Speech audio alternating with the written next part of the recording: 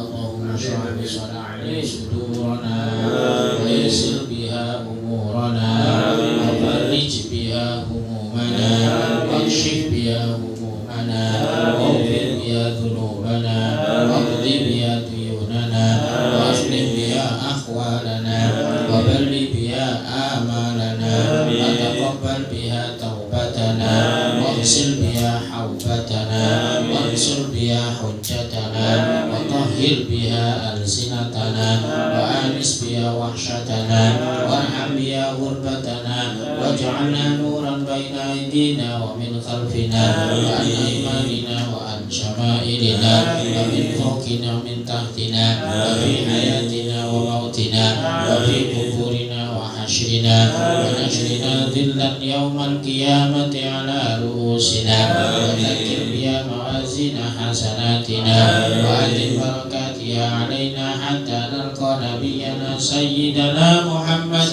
صلى الله عليه وعلى آله وسلم ونحن آمنون مطمئنون فرحون مستبشرون ولا تفرق بيننا بينه حتى تدخلنا مدخل وتأوينا إلى جباله الكريم مع الذين أنعمت عليهم من النبيين والصديقين والشهداء والصالحين وحسن أولئك رفيقا اللهم إنا آمنا به صلى الله عليه وسلم ولم نره فمتعنا اللهم في الدارين برؤيته وثبت قلوبنا على محبته واستعملنا على سنته وتوفنا على ملته وانشرنا في سنته الناجية وحزبه المفلحين وانفعنا بما طال عليه قلوبا من محبته صلى الله عليه وسلم يوم لا جد ولا مال ولا بنين وأوردنا حوضه الأصفى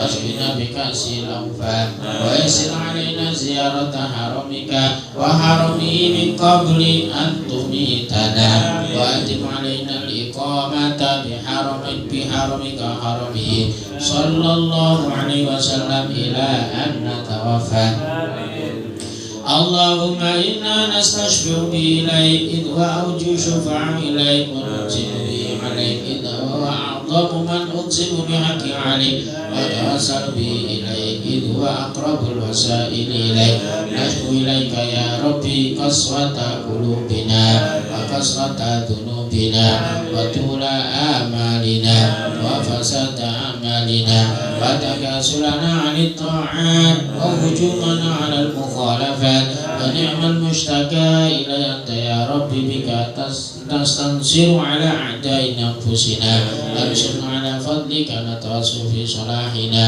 ولا تكلنا إلى غيرك يا ربنا اللهم إلى جناب رسولك صلى الله عليه وسلم ننتسب فلا تبعدنا وببابك نقف فلا تطردنا وإياك نسأل فلا تخيبنا اللهم ارحم تضرعنا وآمن خوفنا وتقبل أعمالنا وأصلح أحوالنا واجعل بطاعتك اشتغالنا بالخيرات مآلنا وحكم بالزيادة آمالنا واختم بالسعادة أجلنا هذا ذلنا ظاهر بين يديك وحالنا الأخو عليك أمرتنا فتركنا ونهيتنا فارتكبنا ولا يسعدون إلى عفوك فاعف عنا يا خير من أكرم رسول إنك غفور رؤوف رحيم يا أرحم الراحمين وصلى الله على سيدنا محمد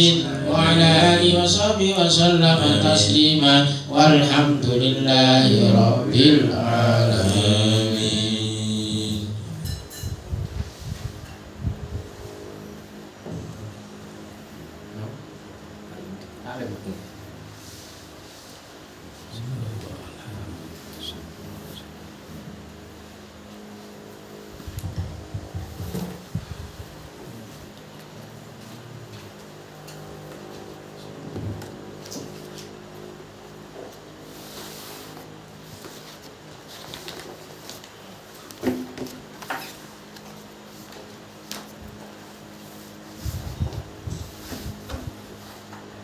Assalamualaikum warahmatullahi wabarakatuh. Waalaikumsalam warahmatullahi wabarakatuh.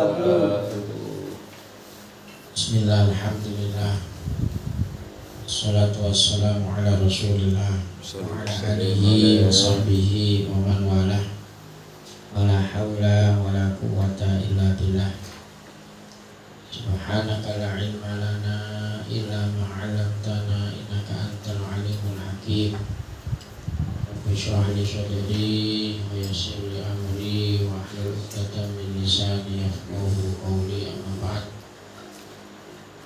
Ghayra ta'allum wa ta'lim wa tadabur wa tadbir wa ifadah wal istifadah wa ala tamasuki bi kitabillahi wa sunnati rasulih bi batiwa amrulatillahi subhanahu wa ta'ala.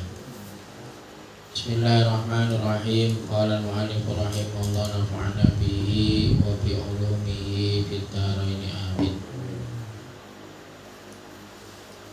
Nurun yakshifu laka bihi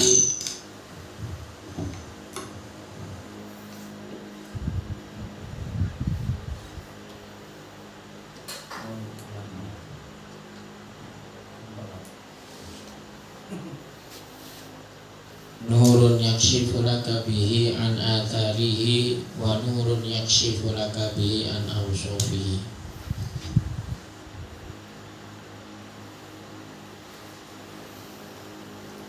Rubama waqafatil qulub ma'al anwar kama hujibatin nufus bikata ifil aghyar. Ibnu Athaillah Sakandari memberikan satu hikmah. Ada kalanya hati manusia berhenti pada sinar-sinar cahaya sebagaimana jiwa manusia terhijab dengan padatnya benda-benda makhluk. Orang-orang yang bersuluk atau menuju kepada Allah Subhanahu wa ta'ala dalam perjalanannya menghadapi banyak rintangan. Bukan hanya rintangan hijab zulmani atau kegelapan, tetapi juga ada hijab nurani, rintangan cahaya. Untuk bisa naik ke derajat yang lebih tinggi, maka rintangan-rintangan ini harus ditembus oleh seorang yang salik, orang yang menuju kepada Allah. Bila tidak, ia akan berhenti atau macet di tempatnya. Apa yang disebut dengan hijab zulmani atau kegelapan ini, yaitu berupa syahwat dan kebiasaan-kebiasaan buruk.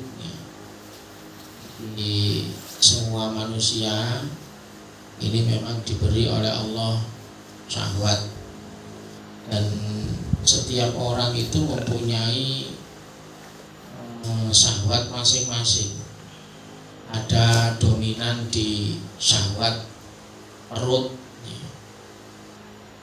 makan, mangan. Ada yang dominan syahwat lisan, ngomong. Jadi tak perlu diomong pokoknya. Ada syahwat di farji, senengane ngono ae. Mesti digoleki ngono ae. Dan ini setiap orang ini kadang beda-beda. Nah, kita harus bisa introspeksi. Saya ini koyo aneh sing terberat ini kok jalur di syahwat ini.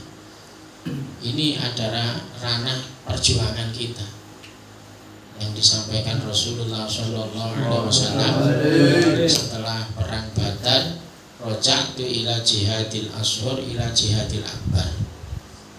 Rasulullah, kita ini perang dari perang kecil menuju perang besar. Wa ma jihadul akbar ya Rasulullah? Apa ya Rasulullah jihad akbar? Jihadun nafsi, yaitu jihad melawan hawa nafsu. Anjene lan nuruti nafsu lho, dia enteki.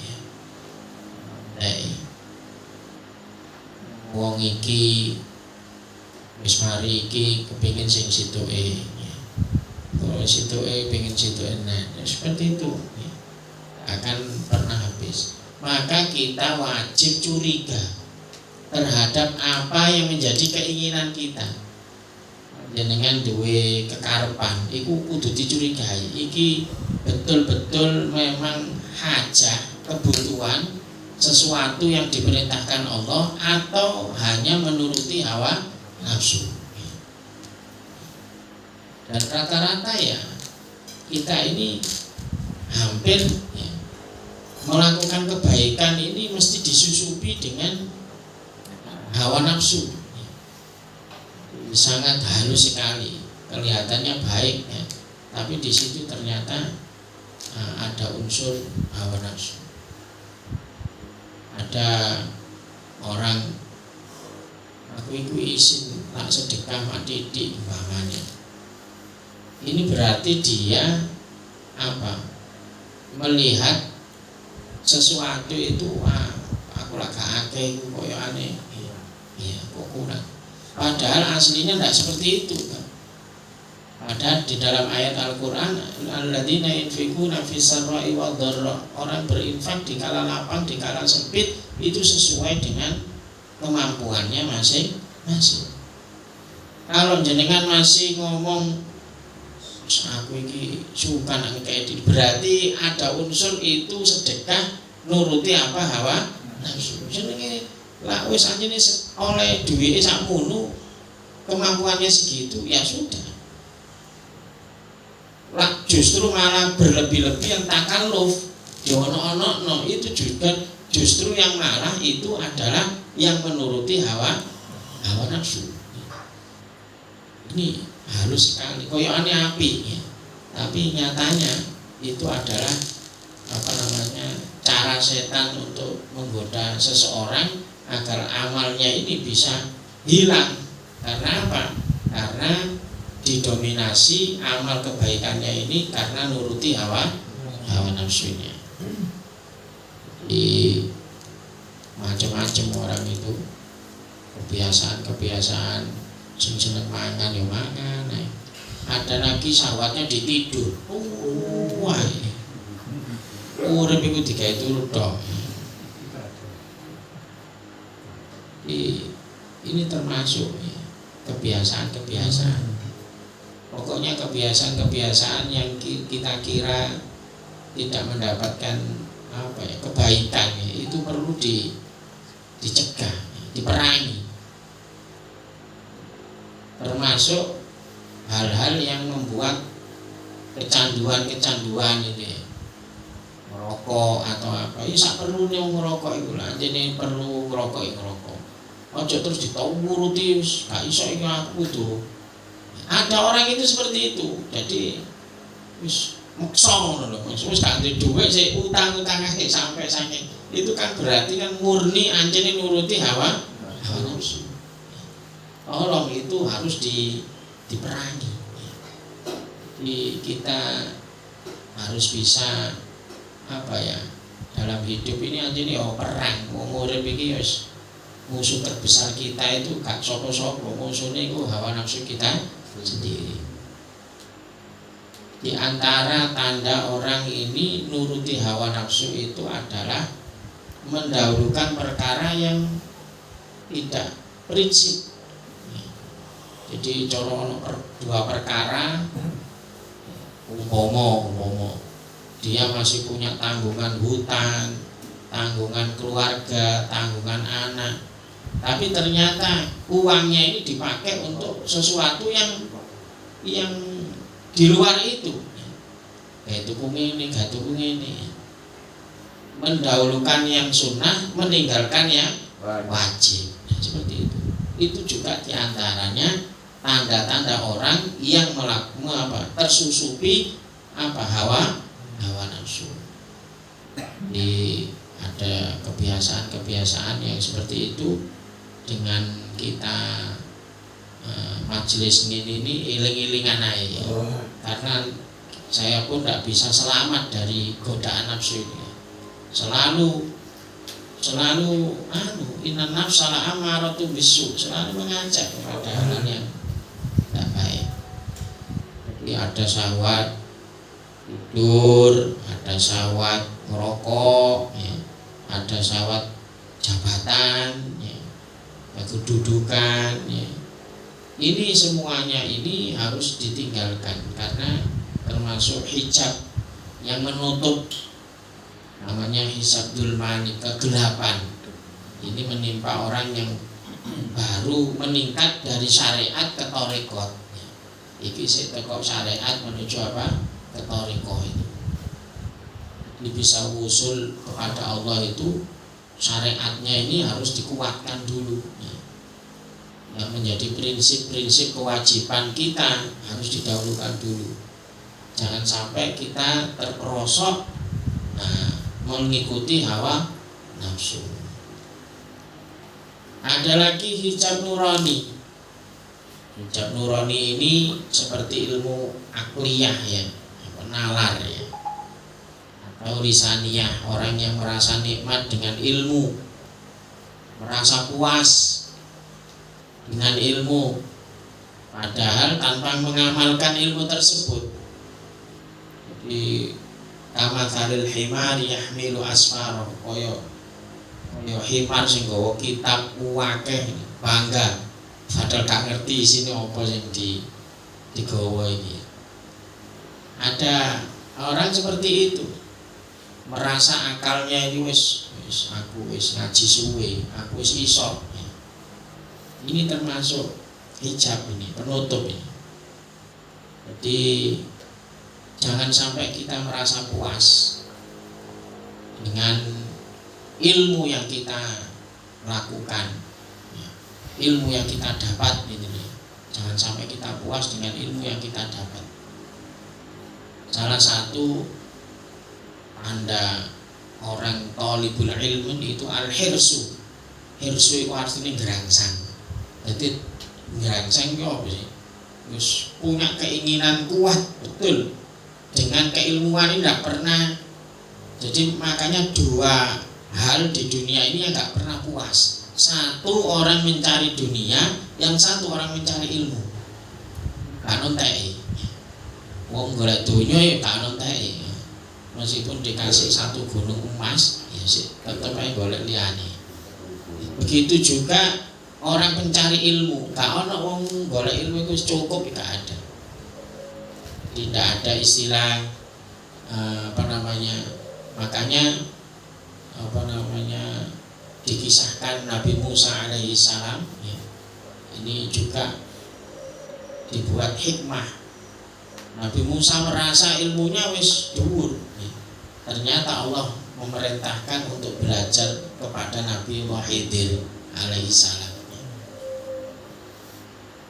Ilmu ini apa sih? Kaya apa ilmu ini? Karena syariatnya Nabi Musa kuat sekali. Dikiranya itu cukup dengan keilmuan seperti itu. Akhirnya perintah bertemu Nabi Khidir dan dialog, sudahlah kamu gak akan mampu lah berguru kepada saya. Tambah dikenek ngono lho. Kok iso koyo ngono ya? Artinya kepingin menunjukkan Allah itu ingin menunjukkan di atas langit itu ada langit. Orang sealim-alim itu mesti ono sing luwih alim, tidak ada. Di dunia ini tidak akan pernah habis ilmu. Nah ini, jadi makanya kita ini harus ya ilmu itu sing gerangsang, selalu kepingin bisa. Aku pengen iso, pengen ngerti iki. Jangan merasa puas dengan ilmu yang jenengan miliki. Makanya orang itu semakin alim justru malah semakin bodoh. Jenengan lihat orang-orang alim itu, gak gelem belajar itu. Ya, kayak Gus Bahar itu sinau ben bengi mutolaah. Padahal iku wis alim. Awake dhewe sing gak alim aras-arasen ngaji, ya. Nah, ini bentuk daripada itu tadi, menuruti hawa nafsu. Jadi hijab, kalau di sini bahasanya Ibnu Athaillah Sakandari, ada hijab nurani, yaitu ilmu akliyah atau lisaniyah. Orang merasa nikmat dengan ilmu dan puas dengan ilmu tanpa mengamalkan ilmu tersebut. Maka orang ini telah terhijab, ya, dengan sibuk dengan ilmu tetapi lupa dengan Allah Subhanahu wa ta'ala, atau sibuk dengan ibadah lupa dengan yang disembah, ya. Ada yang seperti itu. Makanya oleh karena itu ada yang mengatakan, bagi orang yang akan masuk ke hadirat Allah Subhanahu wa ta'ala harus menjadi bodoh dan merasa kosong, tidak memiliki apa-apa. Jadi jenengan kalau hadir di majelis ilmu, ojo terus ngerosok aku itu soal ilmu ini, enggak. Jadilah seperti gelas yang kosong, ya. Jadi betul-betul terisi, ya. Tapi kalau di dalam hati kita ada merasa alah ngaji paling ngomong-ngomong aja, istilahnya ada unsur istihan atau meremehkan, ini tidak akan masuk ilmu seperti itu. Jadi kalau akan kalau sudah niat thalabul ilmi, kita memposisikan diri sebagaimana gelas yang kosong yang akan diisi, ya. Sebagaimana Imam Sya'rani, ya, mendapatkan kewalian setelah membuang semua kitab-kitabnya sesuai petunjuk gurunya. Jadi maksudnya membuang wis gak ngandalno kitabe, merasa dia ini tidak punya apa-apa. Jadi biar ilmunya ini justru malah menghijabi dirinya. Jadi ini ilmunya ya, kak wong ngaji tasawuf tidak ada. Jadi dengan alimnya ini ternyata bisa menghijab dirinya. Kalau dia merasa puas dengan kemampuannya, kealimannya. Ya, orang-orang itu kalau betul-betul, makanya harus diimbangi ngaji syariat itu, ya diimbangi dengan ngaji tasawuf, ya. Seperti itu biar tahu. Banyak orang ini posisinya alim gitu ya, tapi merasa dia padahal itu kalau menurut Ibnu Athaillah Sakandari ini, orang ini justru malah terhijab dari Allah Subhanahu wa ta'ala gara-gara kealimannya itu, ya. Jadi banyak orang diangkat derajat kewaliannya karena meninggalkan ilmunya. Maksudnya kalau saya koyok wong bodoh lah, nah, seperti orang yang bodoh. Jadi ilmu itu menjadi hijab bagi orang yang belum sampai kepada Allah Subhanahu wa ta'ala, kecuali kalau memang sudah wusul, ya. Ini kan orang yang salik, masih dalam proses. Jadi ilmu menjadi hijab bagi orang yang belum sampai kepada Allah, tetapi bagi mereka yang sudah sampai tidak terpengaruh apapun. Nak wis tutuk wis gak ngaruh, ya. Gak akan pengaruh, ilmunya itu wis menyatu sudah, wis ma'rifatullah. Termasuk hijab nurani ini adalah karomah. Jadi nggak mesti orang ini mendapatkan kemuliaan itu berarti sudah wusul kepada Allah, enggak. Wong duwe kelebihan, duwe ilmu kelebihan ini, terus dia merasa puas, wah aku iki wis keramat rek, aku iki wis sakti, maka ia tidak akan meningkat ke tingkat atasnya. Oh berarti iki ketutup ya biasanya, karena dia sudah merasa sampai, padahal dia masih dalam proses. Jadi bukan tanda orang wusul kepada Allah orang ini mempunyai karomah. Mempunyai karomah itu bukan tanda dia ini wusul kepada Allah. Justru ini masih dalam proses. Kalau dia bisa menghadapi dengan betul-betul bahwa itu adalah langkah awal untuk bisa menuju kepada Allah dan tidak merasa puas dengan hal tersebut, maka dia bisa usul kepada Allah Subhanahu wa ta'ala. Jadi dari Takribul Usul karangan Syekh Zaid Dahlan ini diterangkan bahwa bila seseorang yang akan sampai kepada Allah akan dirintangi oleh harta.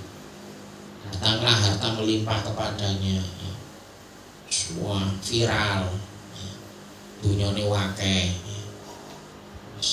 asale gak duwe terus viral. Kalau dia ini gak iso noto hati ya, padahal ini masih dalam proses ya akan didatangkan harta, itu ujian. Apabila berhasil melewati, maka dia bisa usul. Ada lagi dilintangi dengan syahwat, birahinya memuncak, pengen rabine, ini termasuk ya mengendalikan, maka berhasil menghadapi hijab selanjutnya. Jadi buahnya ada yang kubulja itu senang dipuji. Makanya semakin viral seseorang, ini semakin susah untuk bisa usul kepada Allah. Karena itu tadi ujiannya berat. Makanya wali-wali dulu itu mengambil mastur lah istilahnya, tidak banyak diketahui banyak orang.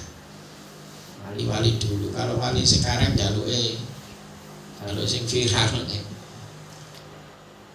dalam Ihya, Imam Ghazali berkata, wa akhiru ma yakhruju min ru'usis siddiqin hubbur riyasah. Dan yang terakhir kali keluar dari kepala para siddiqin adalah senang kepemimpinan. Di ujung-ujungnya senang duwe murid akeh, punya pengaruh, punya bahasanya sekarang viral gitu ya. Ini berat memang ya. Kita sebetulnya ngomong-ngomong ini kita sendiri tidak sampai ke sana ya. Kita ini cuma tahu langkah, seperti ini yang dimaksud daripada Ibnu Athaillah Sakandari. Orang ini bisa usul kepada Allah itu rata-rata memang gangguannya adalah hawa nafsu, hubul jah dan lain sebagainya yang bisa menghalangi dia bisa sampai kepada Allah Subhanahu wa ta'ala. Semoga kita semuanya dalam proses ya, insya Allah ya, berusaha soporo meneh akhirnya awal dewe ini dalam keadaan husnul khotimah. Amin ya rabbal alamin. Wa'afu minkum. Wassalamualaikum warahmatullahi wabarakatuh.